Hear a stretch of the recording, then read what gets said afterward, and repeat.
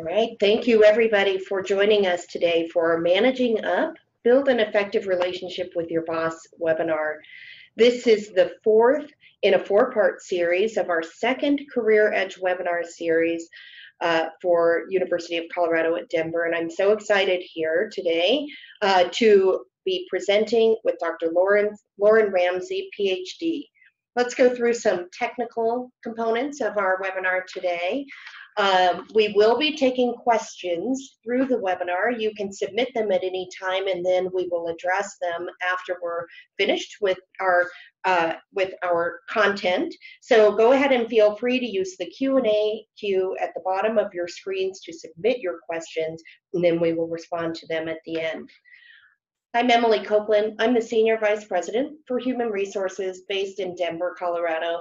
And what I'm really excited about today is that I'm actually an alum of the University of Colorado at Denver. I got my MBA in 2000, so I'm so excited to be back today, being able to moderate this great topic with my partner, presenter, Dr. Lauren Ramsey. Dr. Ramsey is an industrial organizational psychologist who focuses on using data to understand organizational issues.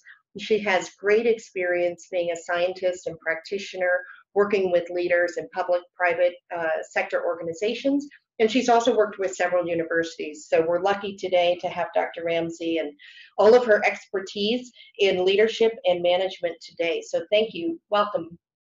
Thanks, Emily. I'm so excited to be here.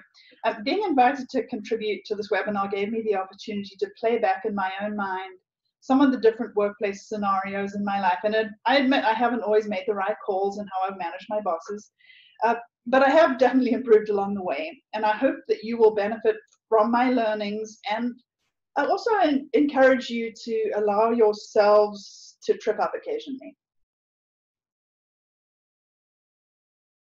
Managing up is leading, so I want to begin by talking a little bit about leadership in general before we talk about the context of leading up. As a leader, your core values drive action in your work, and it should be really clear to others from your decisions and actions what your values are. Others who share your values are likely to view you as a kindred spirit, and that is definitely helpful. As a leader, you get to drive results, and you drive results through inspiring trust. You need to inspire the trust of your bosses too, not just your subordinates. You also drive results through creating and communicating vision. As a leader, you're charged with creating and communicating vision, but you also need to navigate keeping your boss's strategy aligned for organizational success. As a leader, you invest in coaching others. Don't hold your coaching just to your subordinates. You have the opportunity to coach up, to coach bosses, and also to coach clients if you're working in a client-facing realm.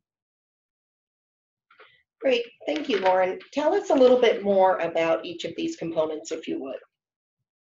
Well, let me start with core values. Core values or fundamental beliefs are crucial as you think about your place in the organization. Acting in line with your core values is crucial to being authentic.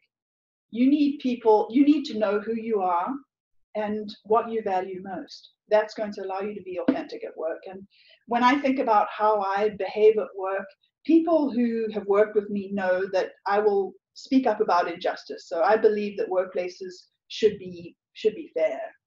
Emily, how about you? What core values do you see perpetuating at work? For me, I see a lot of focus in the human resources realm in really making sure that we're paying attention to everybody having opportunity in their jobs and as they build their careers. So that's kind of organizational values, but I appreciate what you're saying about personal values and letting people know who you are, because that feels to me like the way to really build authentic relationships at work. And I think about some of the tools that I've used throughout the course of my career, everything from, could be Myers-Briggs or DISC. At my company, we use Gallup StrengthsFinders tools.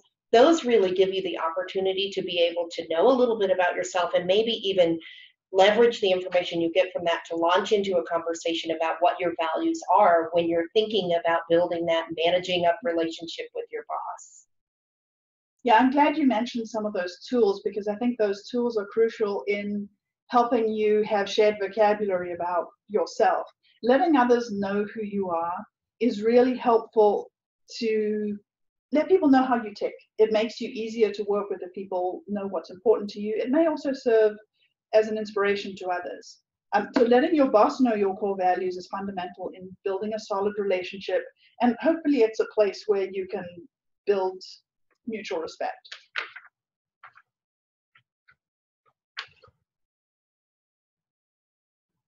Acting in line with your core values allows people to know you, and it builds trust. So what sorts of actions might you engage in to build the trust of your boss or inspire the trust of your boss? First of all, commit and follow through. Do what you say you're going to do. Reliability really pays off. Bosses really appreciate those employees who they can depend on. Also think about your performance. What are the metrics on which you're measured? Are you expected to save money? Are you expected to drive a particular customer satisfaction score? What is your measure of success in terms of performance at work? Whatever that is, ace it. If you are a high achiever in terms of your organizational performance, a boss is going to look to you for insights and know that you're somebody who is going to be moving the organization forward to success.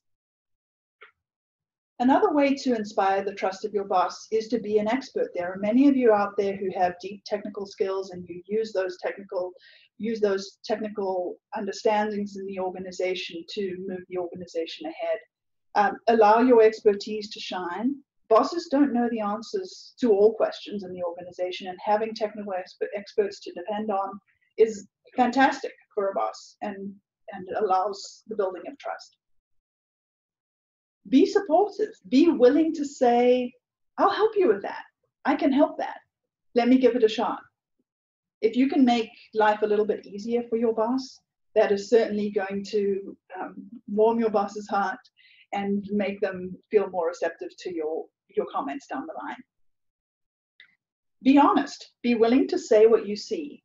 Sometimes bosses have their blinkers on. Sometimes they just aren't having the conversations with the right people that would give them broader insights. And so be honest, be willing to say what you see. Hold up the mirror to a boss so they can see how they're behaving or acting in the organization, or how they're being perceived in the organization. That said, empathize. How would you feel in their shoes? It really is important to be able to put yourself in somebody else's shoes and empathize with them. Excuse me. This reminds me of a job interview process I went through for a large telecommunications company.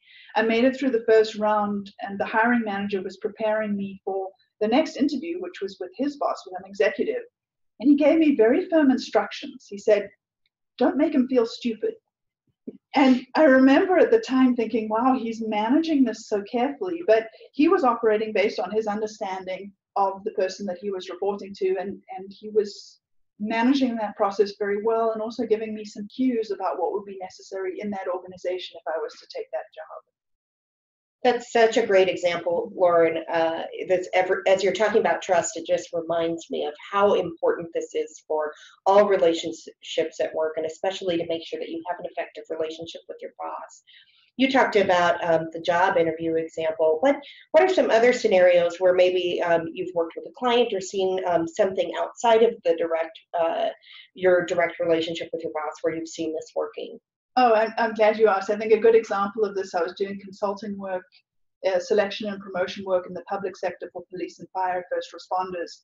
I was working with a police department and interacting with the essentially the officer who is responsible for HR, staffing processes. And I knew that we needed to meet with the chief of police about the results that they had in their promotion process. And the HR officer, as he was preparing me for that conversation, he made the point of letting me know that the police chief had a master's degree from a highly reputable institution, and that he had some understanding of statistics, but that he might not have touched that in a while. And I really appreciated him taking the time to just make those comments to me, because I knew I was going into a meeting where I'd need to have a conversation about Z-scores and standardization. And it set the context for me, But what that HR officer was doing was he was managing up. He didn't want that police, the police captain to feel stupid, and he wanted me to speak at the right level to equip that captain for success. That's great. Thank you so much for sharing that example. Another piece of inspiring trust is letting others know you deeply. I think people are sometimes concerned about letting too much of themselves show at work, but I do think that your trials and triumphs in life allow people to connect with you, and let your boss know who you are. I'm not saying, you know, one big dump all at once, but let people know who you are. Emily, I'm wondering if you have reactions on that. Yeah, I think that's great because that's, you know, again, when you're in the human resources space, you think a lot about how much of your personal life should come into the workplace, and if you own that, you own your story, you own how much you want to and you are willing to share. But the more that you work on building trusting relationships, the more you'll know the right amount to share. And when you have things come up in your life where you need to maybe shift your focus a little bit, the more you've built trust, the more you've let somebody know who you are and what's important to you, the more supportive your environment is going to be. So to your point, Lauren, this doesn't mean come in every day and necessarily dump your bucket of your woes and your trials on your boss on a daily basis, but let somebody know what's really important to you. And then a couple of other items that you mentioned just resonate with me so much, because I think trust is really the cornerstone of being successful at work. I so appreciate your comment about being an expert. And one thing that I hear a lot in my role is some frustrations from employees who talk to me and say, you know, my boss just doesn't know what I do every day, and it drives me crazy. I wish my boss knew how hard it was to get something done, or how much, you know, kind of the technical aspects of my job in order to complete a task, or how long something takes. And sometimes we get frustrated thinking, you know, my boss doesn't appreciate me because they don't know all the details. But really, you know, the more that your boss trusts you, the less they should know about what you do every single day to get some of the work done, because they're trusting you to do it. You were hired to do that. You're an expert in your own right. So don't get frustrated when your boss doesn't know the ins and outs of everything that you do, even though sometimes we want, you know, a little bit of recognition for that. I think that that's something that really resonates with me. And I think two, knowing that your boss doesn't know everything is really helpful. Sometimes we think you should know everything about all the jobs that everybody does underneath you, but your job is really to help bolster your boss's success. And I know that's sometimes hard for us to think about, but the more successful the boss is, the more successful the team and you are going to be. Thanks for sharing that, Emily. Let's move on to creating and communicating vision. You know, as a leader, that you're responsible for creating and communicating vision. But this is also crucial as you're trying to manage up. Bosses can get distracted by bright, shiny objects, and it's important for you to help keep them on track. It drives organizational success, and along with that, their success. I am currently working in the public sector, and we have a new governor, and because we have a new governor in our department, we now also have a new executive director. And I think the best way that I can serve a new incoming executive director is to help her to understand the vision for our organization, what is the responsibility of our organization, and keep her focused on that alignment. So, yeah, stay away from bright, shiny objects. Oh, squirrel. It's also important to understand the preferences of your boss and those around you. Does your boss like to meet one-on-one? Do they prefer to just receive information by email? Would they like a phone call? Would they like a phone call to their cell phone? Would they like a text message? Understanding those preferences and learning how to operate with the right cadence is really important. I think of it as a sort of dance. Do you know how to dance with your boss in terms of the communication dynamics? And Emily, I'm interested in your observations on this, preferences for communication piece. Yeah, this is really an interesting topic. You know, most bosses want to do a good job being a boss. They want to lead their people effectively. They want to nurture folks. And they also get a lot of information, most likely, about how to be a good boss. So they're inundated with information too. And part of what they'll hear is it's really important to make sure you have open lines of communication. We all hear the term open door policy. But today's communication channels are so vast. You can get emails, instant messages, text messages, to your point, Lauren, drop-ins, remote contact if you've got remote employees. So there are so many different ways that a boss might have employees coming at them with questions, and that's just employees, let alone all of their day-to-day responsibilities. The one thing that I would emphasize that you said is, do make sure you're actually having a conversation with your boss at a moment where you're not in crisis, to say, let's make sure that you and I are set up for success in terms of how we want to communicate with each other. Most bosses are going to say, look, I have a drop-in open door policy, because they should say that, but pay attention to the cues of what's going on in your boss's world too. If they seem like they're busy and scrambling and it's a crazy day where they're rushing around, it may not be the best day for you to just pop in with an issue that maybe can wait. So keep your eyes and ears open. And also think that maybe the best way for you to communicate might not be your boss's preference. And I'll tell you, this is a personal example for me. We have instant messaging at my company, and I have many people I work with who are on it all day long, and it's an incredibly effective tool for them. Generally, it pops up in my screen early in the day, and I don't see it again until I close down at the end of the day. And in the meanwhile, all my instant messages have stacked up and I haven't responded to anybody. So check in with your boss and say, hey, I've sent you a few messages. I noticed you didn't respond. Is that not a good way for me to communicate? Ask the questions. You can certainly do that and your boss will understand it. Thanks for sharing that, Emily. And I am really struck how important it is to have flexibility in that dance and that cadence. So even if your boss has said, and I know I've said this to my current team, please just send me an email and I'll respond to that. Know that there are times that maybe your boss isn't able to get to those emails in a timely fashion. And if it's time sensitive and it needs you to pop your head in the door and check in on something, it's absolutely appropriate for you to do that. And that's part of understanding the dance and the cadence with your boss and showing that you understand their preferences, but you also need to move things along, and you're going to take responsibility in the organization for moving things along that need to be moved along.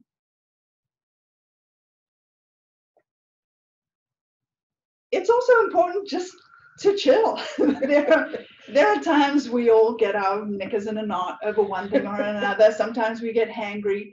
As I was thinking about this webinar, I was remembering a time that I needed to prepare for a presentation, and I had a couple of much more senior colleagues who needed to get materials ready for me, and they simply didn't get the stuff done. And I was in a spot where I needed to give the presentation and wing it without what I needed, and I was upset about it, and I think I let it show that I was upset and disappointed and frustrated. And I remember the one colleague saying to me, you don't have to be a jerk about it. And that's really stayed with me, that it is important to chill. People make mistakes. People get caught by timelines. Be able to take a breath, be kind, be empathetic. There's no need to be a jerk about it. As a leader, you're responsible for executing strategy. Use that same approach when you're thinking about managing up. First of all, focus on the capabilities within the organization. What are the strengths of the organization? What are the strengths of the individuals on your team? The strengths of your peers, your own strengths. Take the opportunity to highlight those strengths so that a boss is fully informed about where those strengths lie. Especially a new boss coming in is not going to know the strengths and capabilities within the organization, and you have tremendous opportunity to manage up by spotlighting what some of those strengths are so that all of those skill sets can be leveraged in the organization.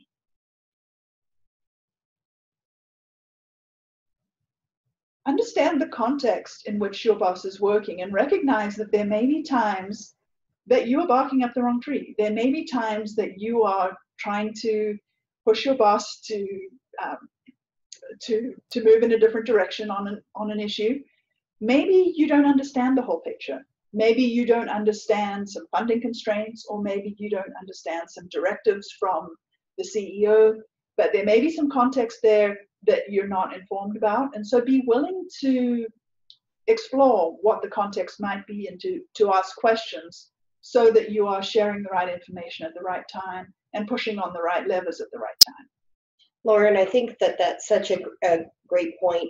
The context to me is there are kind of two levels to that. I think you have a responsibility as an employee to understand the context of the business that is being run. So understand what your boss needs to achieve in order to help the organization achieve its goals. And that's work that you can do, and you will only make yourself more valuable to your boss by understanding what the organization really is trying to achieve. So that context is really important. And then just to your point, be a little bit forgiving if your boss doesn't share all of the information that you wish you had with you. There might be some organizational constraints that prevent your boss from sharing information, or they may just not have the same high priority lens on something you wish was being discussed at that particular moment because the focus may be elsewhere. So they've got a little bit of different pressure in terms of the demands. And again, I can't overemphasize the element of being as forgiving of your boss as you hope your boss will be of you. Thanks, Emily. You have an opportunity to find opportunities to share grounded, honest feedback with your boss. You have insights. Your insights can be especially valuable and can supplement insights that your boss already has. So make sure that you use that opportunity. One area where you might consider sharing grounded, honest feedback is around people. And I remember a time where it was perfectly clear to me that the boss had put the wrong player on the field. They had a player on the field who was not equipped to be doing the job that they needed to be doing. And this is an instance where I did share feedback on that, but at the same time, I didn't understand the context. And I didn't understand why my boss didn't immediately remedy the situation and remove the player and substitute. But I didn't understand the context, and actually it was a situation where the boss needed, for political reasons, to keep that person in that role. But if you do have insights about individuals, share those insights. There are times when you may be in a meeting and supervisors are suggesting a particular individual for a particular task. If you know that person is going to struggle in that task, lean into making sure that you share information on how that person can be equipped so that they can succeed. Do they need different tools? Do they need some supplemental training? Would they need a little bit of coaching first? Being able to share those insights, and it may be appropriate to be sharing those insights privately, one-on-one with the boss around any concerns you might have, is going to help the team to succeed and help all the individuals on the team to succeed. Think about the processes that you are using in your organization. Processes are sometimes far too complex and are interfering with efficiencies, or sometimes they're just not defined enough. And the absence of a defined process can cause frustration and lack of communication about how a particular piece of work is moving from start to completion. So don't be shy about identifying gaps in process and failings, and look for ways that you could improve processes in the organization. There are also times that you might recognize structural conflict or structural problems in the organization. Have a look at the organizational chart. Does it make sense?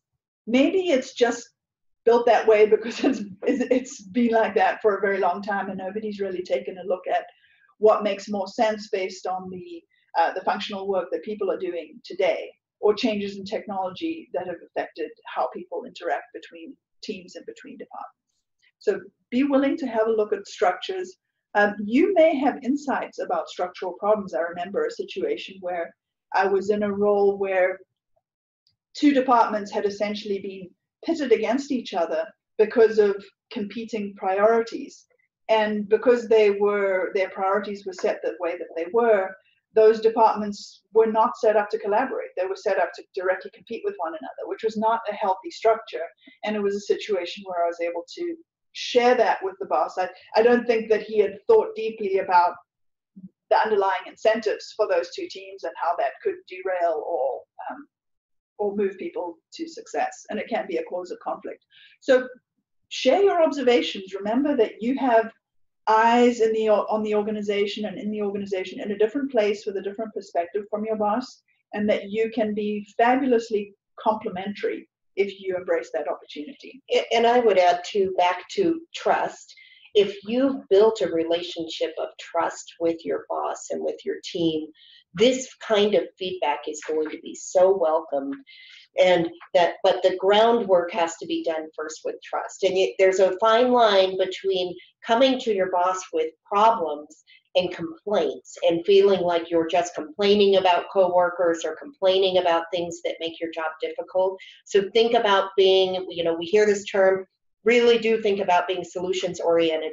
Come with a suggestion for a better process or a better structure. Even if it doesn't end up being the final decision, at least it can help prompt your boss's thinking, and know that you're not just there to dump your bucket of complaints on your boss and then walk away and leave it to them.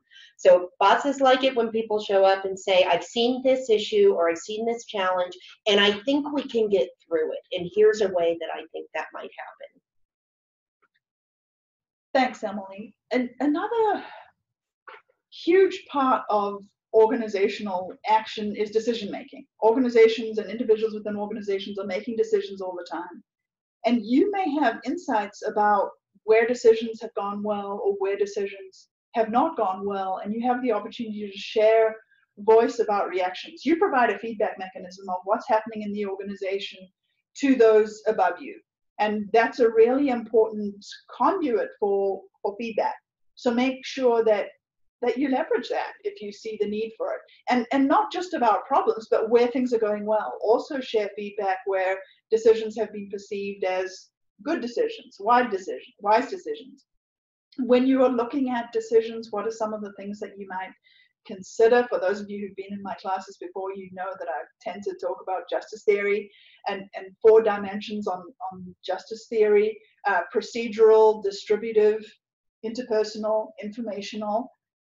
So procedural, is there a due process in terms of the procedure, the way that the decisions are made? Distributive justice, is the goodie of value going to the right person? So are there merit bonuses? Is the merit bonus actually going to the person who is known to and really does legitimately have high performance, or is there some noise there that's causing frustration?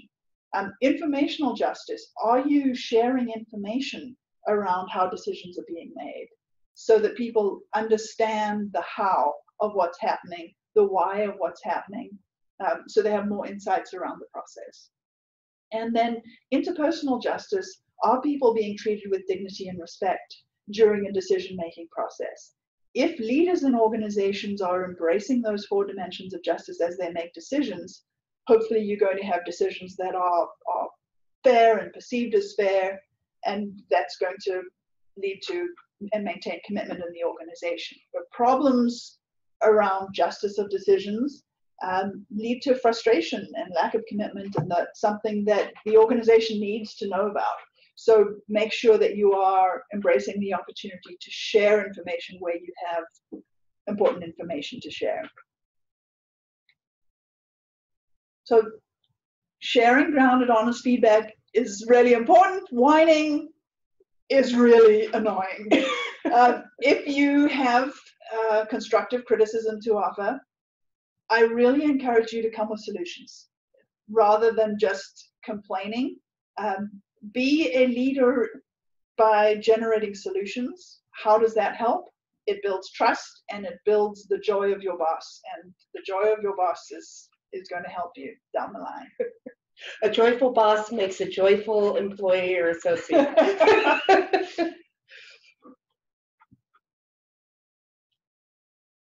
let's talk a little bit about coaching others. As a leader in an organization, you know that part of your job is to coach others, but wherever you are in an organization, you need to be taking the opportunity to coach up. Bosses need coaching too.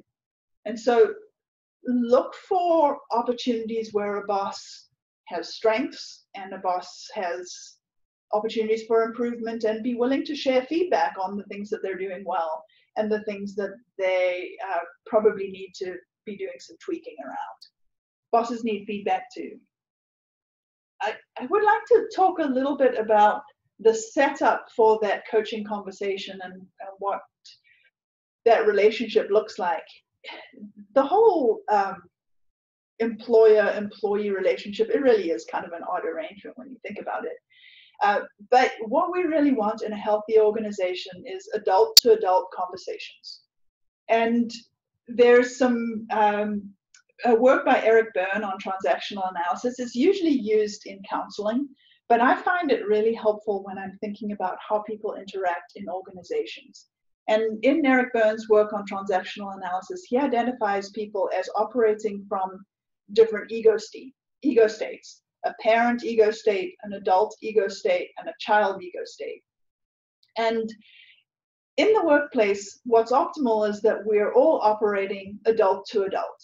And there may be times that a boss speaks to you a little bit like a parent. And when they speak to you in that parent voice, that critical parent voice, it may trigger you to respond in a childlike, whiny way, or in some other maladaptive childlike way. But our hope, occasionally there may be some parent-to-child interactions that surface at work or that feel that way. But our hope is to try and stick to adult as much of the time as we can, and avoid what Berne calls cross transactions, where you've got one person trying to communicate adult to adult and the other person communicating child to parent or parent to child. So try keep it adult to adult. A word of advice on that, I've sometimes seen subordinates be overly obsequious, like they need to bow down to the boss. No, you are an adult, you have technical skills, you have insights, you have capacity. Speak adult to your boss, and that will help to build a strong relationship with your boss. Yeah, Lauren, I think that's such a good point. And again, I go back to all the groundwork that you laid throughout your presentation. As you're building this trusting relationship, you're providing honest feedback, you're going to set yourself up for more and more of those adult to adult conversations.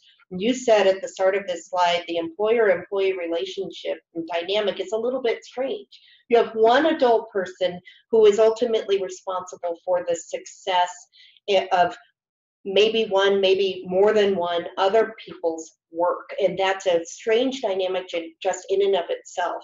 Managers are also expected in our society to be expert, to be authority, to make decisions, but they can't do that all in a vacuum. It's kind of set up to be that way, but the more help they have from their peers, from their bosses, and from their subordinates, the better they're going to be. So by laying that trusting groundwork, you really can set yourself up to be able to pop into your boss's office or their workspace, give them a call and say, hey, can I give you some feedback, or can I bounce something off of you?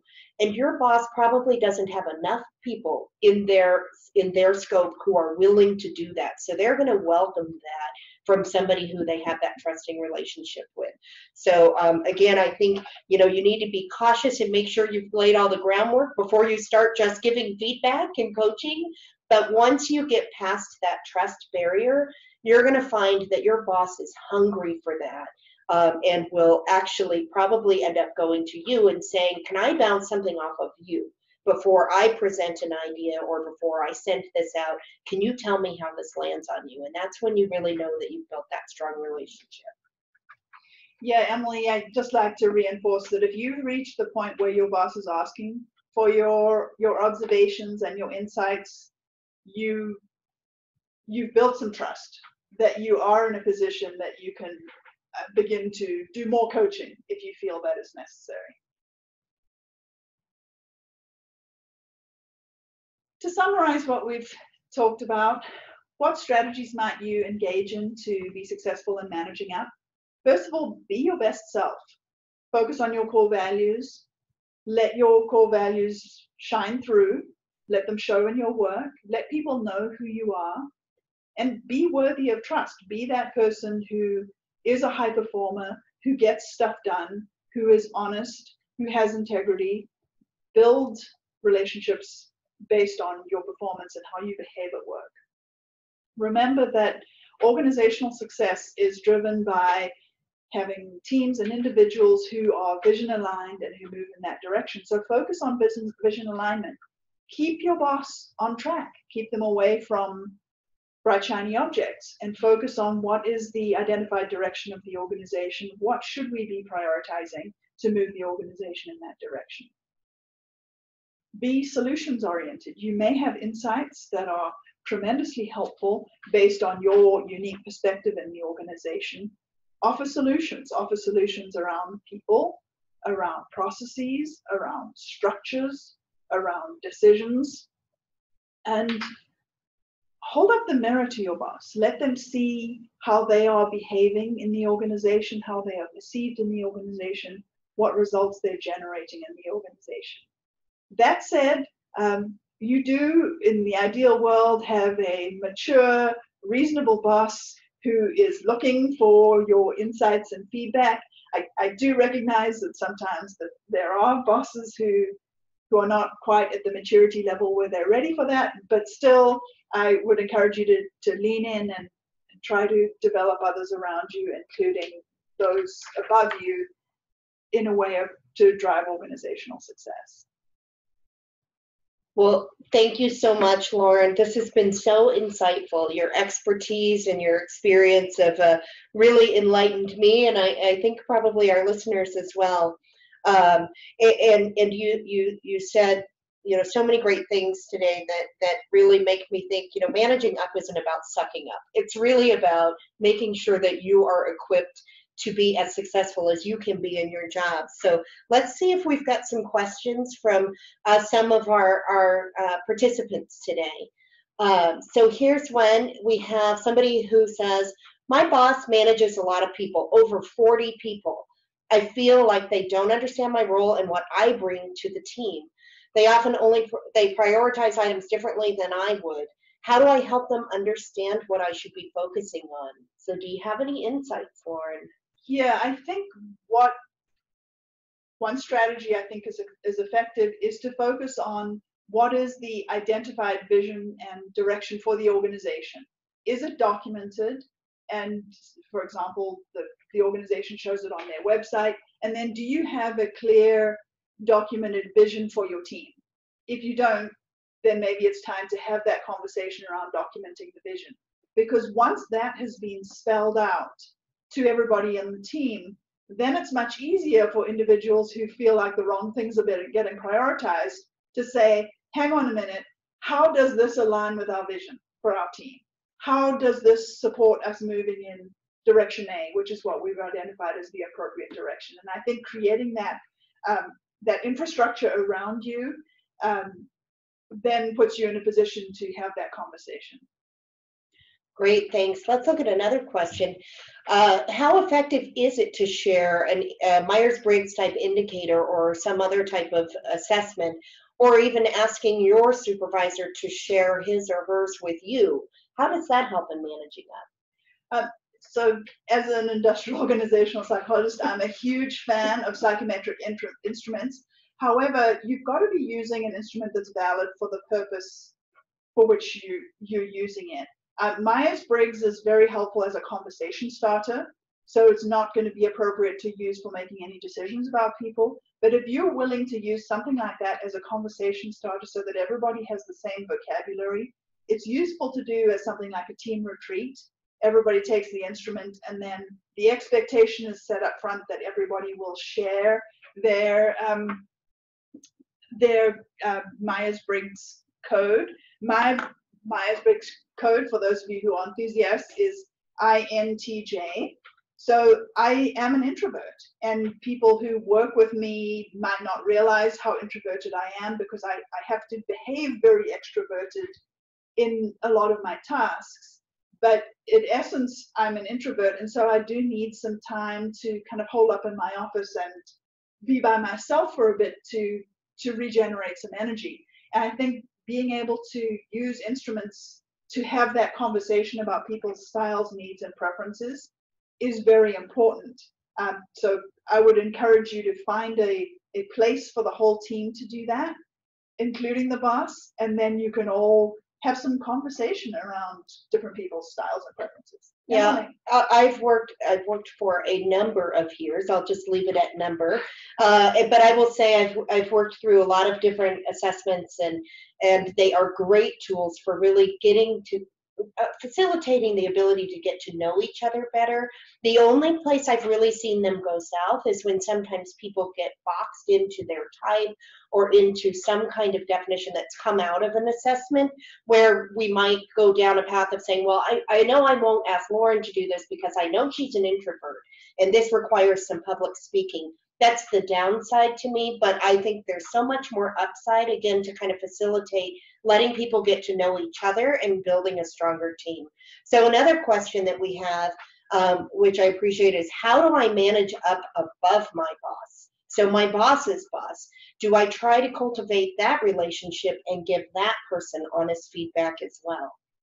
Absolutely, and I can think of a great example of this within my own team in the last 6 months under our previous executive director, an individual who was subordinate to me used his technical expertise to build credibility with the previous executive director so that that relationship blossomed, and that relationship was built on technical skills and trust that the individual would be able to do the research and do credible work that the executive director could use to speak with conviction.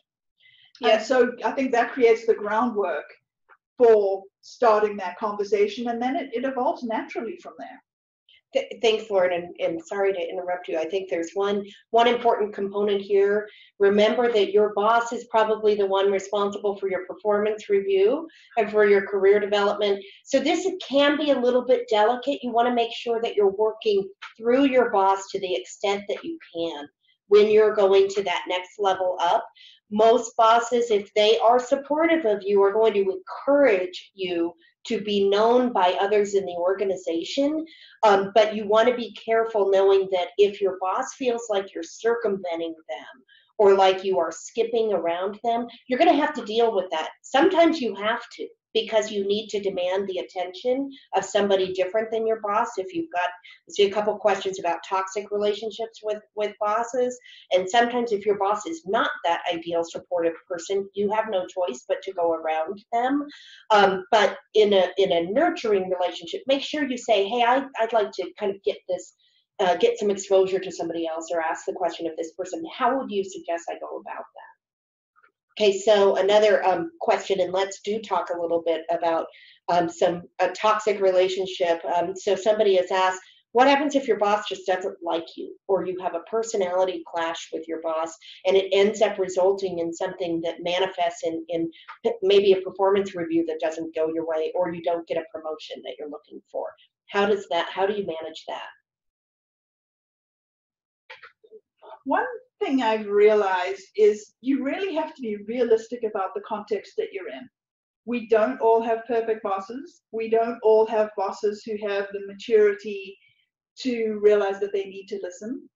And so if you are in a situation where you have tried to, first of all, build the trust based on your performance or based on your technical skills, you've tried to build trust, and you feel like your performance is being inappropriately, your performance ratings are being inappropriately penalized, I would use the resources within the organization to share that information. For example, I would reach out to HR to get some insights to see if you can get some help.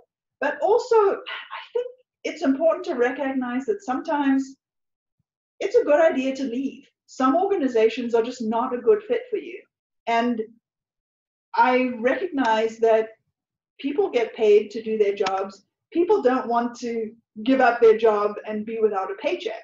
And that's true for your boss too. So if there is a jerk boss who's sticking around, they're probably sticking around for a paycheck. And you may not be successful in unseating that person. So make choices that are wise for your own health and well-being. And there are times that it's a good call to look around, and you might find yourself in a far better place 6 months down the line. Yeah, I think that's sometimes hard for us to hear because we've made a commitment to an organization and to our job. We want to do a great job. And it's frustrating when you feel like there's somebody who's a roadblock to your own personal success. But I give this advice a lot. If you feel like you are stuck and that there are no other options, you may be in a place where you need to really start looking elsewhere. So let's take one more question. We're running to the end of our time here, but here's something that we hear a lot about. How do you handle somebody who's micromanaging you, and it just feels like they're not willing to trust you or your capabilities? So this can happen at small companies, big companies, but how do you deal with micromanagement? I think the underlying core problem with micromanaging is a lack of trust. So you have to address the trust issue. How can you get that boss to trust you? And I think the best way in that instance is to super perform. If you're able to be a fantastic performer and show that you are worthy of trust, then you can ask little by little for more hands off.